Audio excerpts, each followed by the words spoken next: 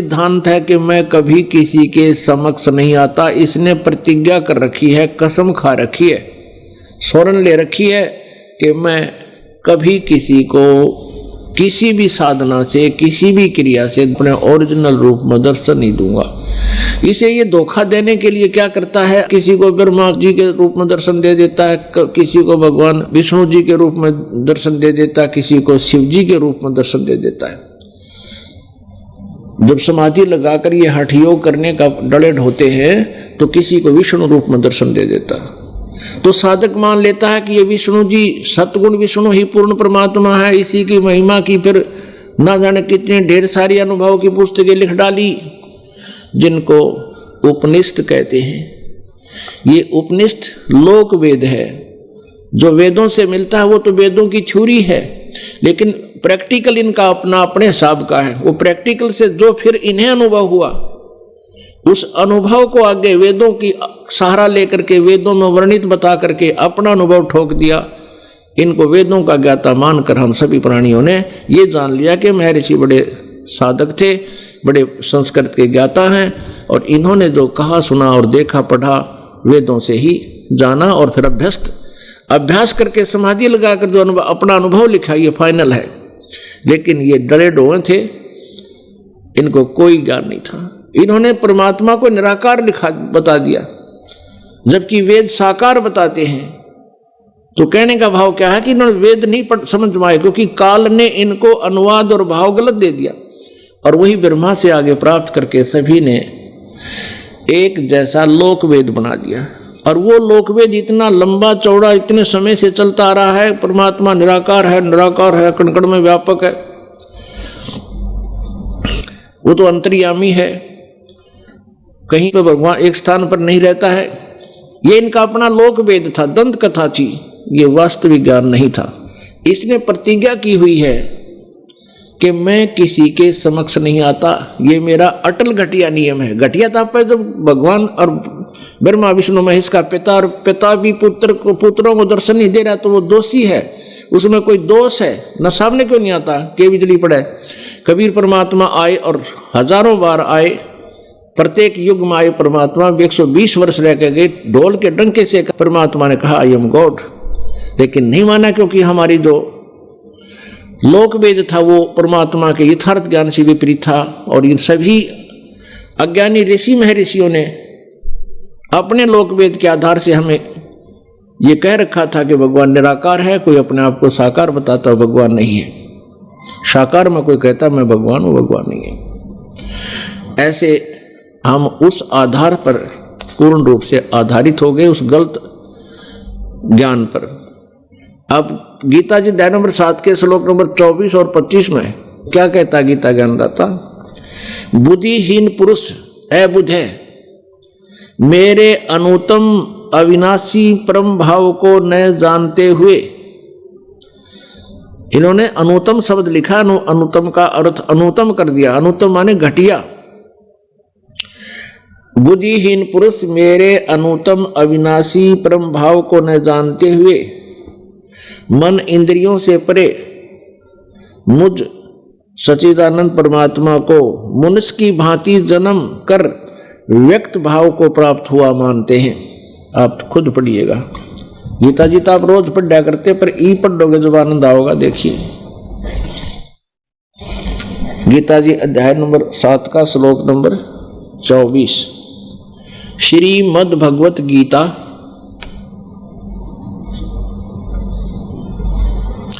अध्याय नंबर 7 और श्लोक नंबर 24 देखिएगा। बुद्धिहीन पुरुष मेरे अनुत्तम अनुत्तम माने आम बालक ने पूछ ले, चौथी कक्षा के ने अश्रेष्ठ होता है। अवयम अविनाशी परम भाव को न जानते हुए, ये काल बोल रहा है, गीता ज्ञानदाता कह रहा है। अव्यक्तम माम, मन इंद्रियों से परे मुझ सच्चिदानंद परमात्मा को, अव्यक्तम माम मुझको मनुष्य के भांति जन्म कर व्यक्ति माने व्यक्ति, व्यक्ति माने व्यक्ति यानी कृष्ण रूप में प्राप्त हुआ मानते हैं। आई एम नॉट कृष्ण, मैं मनुष्य नहीं हूं। आगे देखना, अब ये 24 आपने पढ़ा, 25 देखना यहां से। न अहम प्रकाश से सर्वस्य योग माया समावर्तः मूढ़ अयम न अब अभिजानती लोकः माम अजम अवम। मैं किसी के सामने नहीं प्रकट होता, अपनी योग माया से छिपा हुआ मैं सबके प्रत्यक्ष नहीं होता। यह अज्ञानी जन समुदाय मुझ जन्म रहित परमेश्वर को नहीं जानते, नहीं समझते। जन्मने मरने वाला समझता है। फिर देखो, अब 24वें अध्याय को 7वें अध्याय का 24वां श्लोक फिर पढ़िए।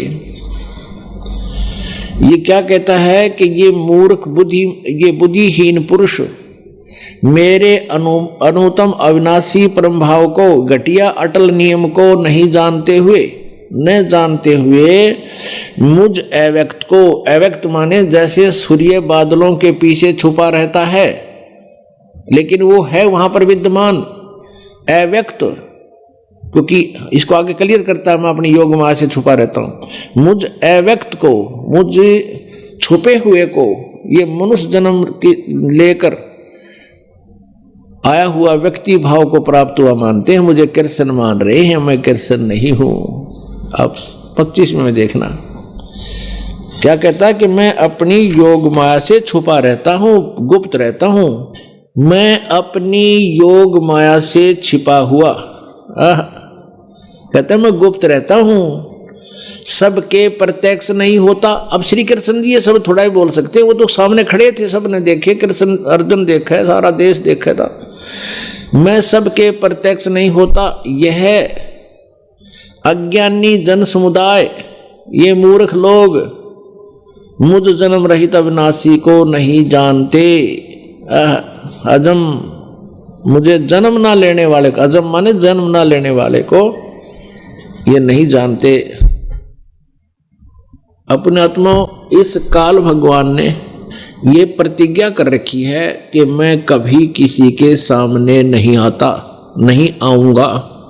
ये स्पष्ट कर रहा है कि मेरे इस अटल अविनाशी सिद्धांत को, भाव को, प्रतिज्ञा को ये नहीं परिचित, नहीं जानते। ये बुद्धिहीन लोग मुझ अव्यक्त को मैं कभी ऐसे किसी के सामने प्रकट नहीं होता मनुष्य रूप में, ये मुझे कृष्ण मान रहे हैं, मुझे मनुष्य रूप में प्रकट हुआ मानते हैं। तो इस काल भगवान ने प्रतिज्ञा कर रखी है कि ये कभी किसी को अपने वास्तविक रूप में दर्शन नहीं देता। और इसको इसने स्पष्ट भी कर दिया कि अर्जुन 11वें अध्याय के, अभी आपको दिखाते हैं कुछ श्लोक, श्रीमद् भगवत गीता, गीता अध्याय नंबर 11 में गीता ज्ञानदाता श्लोक नंबर 32 में कहता है, लोकों का नाश करने वाला बढ़ा हुआ काल हूं, कालस्मि, मैं काल हूं, महाकाल नहीं, मैं काल हूं। इस समय इन लोकों को नष्ट करने के लिए प्रवृत्त हुआ हूं। कृष्ण जी तो पहले विद्यमान थे, अब प्रवृत्त हुआ हूं। इसलिए जो प्रतिपक्ष की सेनाओं में सचित योद्धा लोग हैं,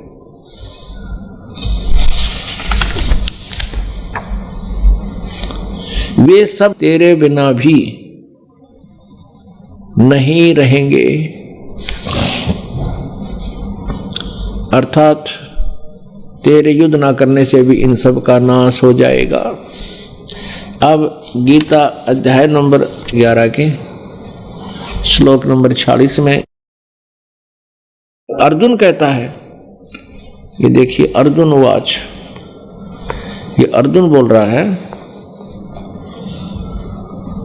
हे विष्णु, क्योंकि कृष्ण जी को विष्णु मान रहा है, कृष्ण कहते विष्णु को, मैं वैसे ही आपको मुकुट धारण किए हुए तथा गदा और चक्र हाथ में लिए हुए देखना चाहता हूं। इसलिए हे विश्वरूप सहस्रा बाहो, हे सहस्र बाहो 1000 भुजा वाले, आप उसी चतुर्भुज रूप से, चतुर्भुजेन रूपेण, चतुर्भुज रूप से प्रकट होइए। अब देखिए यहां कमाल कर 47 में ये काल बोलता है, श्री भगवान उवाच, हे अर्जुन अनुग्रह पूर्वक मैंने अपनी योग शक्ति के प्रभाव से यह मेरा परम तेजो में यानी विराट रूप, सबका आदि सीमा रहित विराट रूप तुझको दिखलाया है, जिसे तेरे अतिरिक्त दूसरे किसी ने पहले नहीं देखा था। इससे सिद्ध हो गया कि गीता ज्ञानदाता श्री कृष्ण नहीं है। ये काल बोल रहा है श्री कृष्ण में प्रवेश करके प्रेत की तरह। अब गीता अध्याय नंबर 11 के श्लोक नंबर 48 में, हे अर्जुन मनुष्य लोक में इस प्रकार विश्व रूप वाला मैं न वेदों और यज्ञों के अध्ययन से, देखो खुद कहता है कि जो मैंने तुझे अब दिखाया है ना अपना रूप, ये मेरा असली रूप है। और हे अर्जुन मनुष्य लोक में इस प्रकार विश्व रूप वाला मैं न वेदों में और न यज्ञों के अध्ययन से, वेद यज्ञाय अध्ययन, यज्ञाध्ययन, वेदों और यज्ञों के अध्ययन से, इसका अर्थ ये बनता है वेदों के अध्ययन से और यज्ञ करने से और न दान से और न क्रियाओं से और न उग्र तपों से तेरे अतिरिक्त दूसरे के द्वारा देखा जा सकता हूं। अब स्पष्ट कर दिया इसने, हे अर्जुन अनुग्रह पूर्वक मैंने कृपा करके मैंने अपनी योग माया योग शक्ति के प्रभाव से यह मेरा परम तेजो में सबका आदि सीमा रहित विराट रूप तुझको दिखलाया है, जिसे तेरे अतिरिक्त दूसरे किसी ने पहले नहीं देखा था। वो तो कौरव की सभा में दिखा चुके हैं भगवान श्री कृष्ण। तो ये नहीं कहते, अगर श्री कृष्ण बोल रहे होते ये शब्द नहीं बोलते। हे अर्जुन अब ये 48 में, अब ना आपने 47 पढ़ लिया 11वें अध्याय का 48वां श्लोक कह रहा है कि हे अर्जुन मनुष्य लोक में इस प्रकार विश्व रूप वाला मैं न वेदों के अध्ययन से, ना वेदों से ना यज्ञों से, इसका अर्थ ये बनता है वेदों में यज्ञ और ओम नाम का जाप लिखा है, तो अर्थात ना वेदों से ना यज्ञों से ना दान से ना तप से ना किसी क्रियाओं से और ना उग्र तपों से मैं तेरे अतिरिक्त नहीं देखा जा सकता हूं। यानी पहले भी किसी नहीं देखा और आगे भी तेरे अतिरिक्त कोई नहीं देख सकता। अपने आत्माओं यहां एक आगे 48, 49 और 50 में और 51 में आगे और थोड़ा सा क्लियर किया, इसलिए यहां भ्रमित हो जाते हैं गीता ज्ञान के अनुवाद करता। ये क्या कहता है कि जो मेरा चतुर्भुज रूप है, विष्णु रूप या श्री जो है ना विष्णु जी के रूप में या श्री शिव जी के रूप में या श्री ब्रह्मा जी के रूप में, ये धोखा देने के लिए जो दर्शन देता है, कहता वो भी मैं आम आदमी को नहीं देता। देखिएगा 49, 50, 51 और पढ़ेंगे और 52। गीता अध्याय नंबर 11 के श्लोक नंबर 48 को आप पढ़ चुके हो। अब 49 में क्या कहा है, मेरे इस प्रकार के इस विकराल रूप को देखकर तुझको व्याकुल नहीं होना चाहिए और दृढ़ मूढ़ भाव नहीं होना चाहिए, और तू भय रहित और प्रीति युक्त मन वाला होकर इस मेरे शंख चक्र गदा पद्म युक्त चतुर्भुज रूप को फिर देख।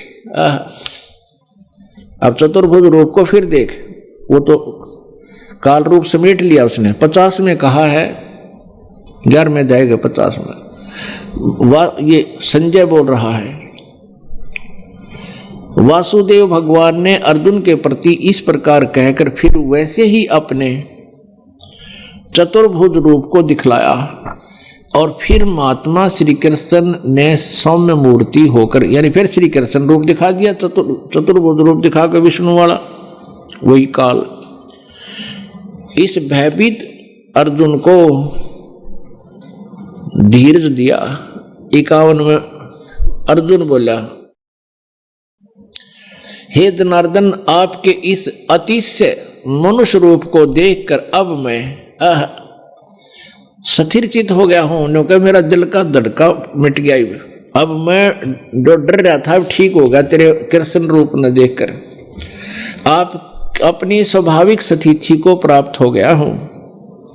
अब 52 में फिर काल बोला, श्री भगवान उवाच, काल बोला 52 में, मेरा जो चतुर्भुज रूप तूने देखा है यह सुदर्श है, अर्थात इसके दर्शन भी बड़े दुर्लभ हैं। सुदूरदर्श है, सुदूरदर्श है, यानी बड़ी मुश्किल से दिखाई देता हूं मैं इस चतुर्भुज रूप में भी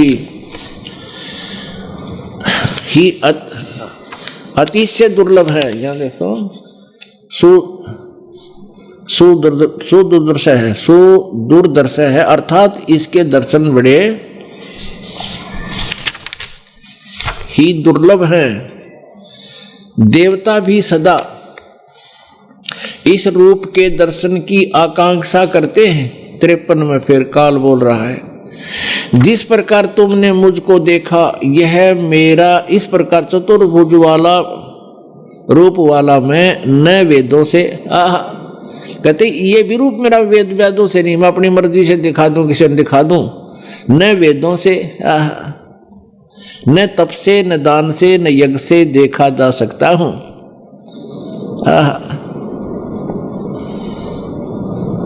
परंतु हे परंतप अर्जुन, काल बोल रहा है,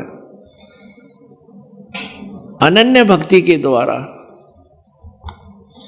इस प्रकार चतुर्भुज रूप वाला मैं, यानी काल जो है ना, किसी कभी विष्णु रूप में, कभी शिव रूप में, कभी ब्रह्मा रूप में दर्शन देता है, वो भी कहता है इस प्रकार चतुर्भुज रूप वाला मैं प्रत्यक्ष देखने के लिए, तत्व से जानने के लिए तथा प्रवेश करने के लिए भी शक्य हूं। प्रवेश करने के लिए मेरे में समा जा, मेरी भक्ति करता रहे, मेरे मुंह में आ जा, मैं ही उसको वो खाता ही हमारे को शक्य हूं।